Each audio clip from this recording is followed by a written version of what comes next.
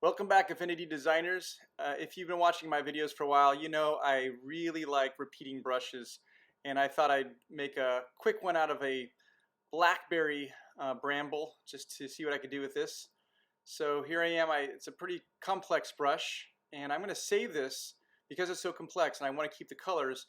I'm going to create this not as a textured intensity brush, but as a textured image brush. And I'm saving here this graphic as an asset in case I ever want to tweak it in the future and reuse it instead of having to build it from scratch. So I've created this brush, and I'm going to apply a repeat option.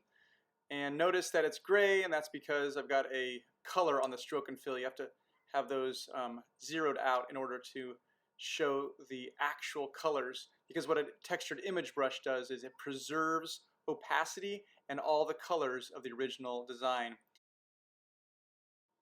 To showcase this tendril brush, I used the word briar. I converted it to compound paths, and I'm going to make 3 copies. The first one is going to be just as is. The second one will be punched out of this red background, and I'm not punching out all the letters, just some of them, because the idea is that the briar tendril will go in and out of the letter shapes. And I don't know if this is the best way. I'm kind of playing around with it. But I'm going to trap the tendril inside of the letter forms. I'm also going to trap a copy of the tendril inside of the masked punched forms, and then I'm going to create a copy of the tendril and make a drop shadow inside the letter forms. So sounds complicated.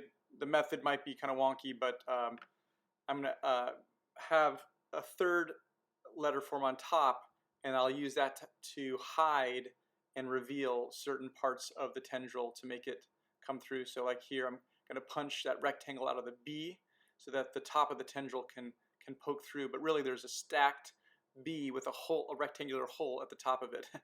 But you can't see that because it's right on top of the underlying color of the word briar.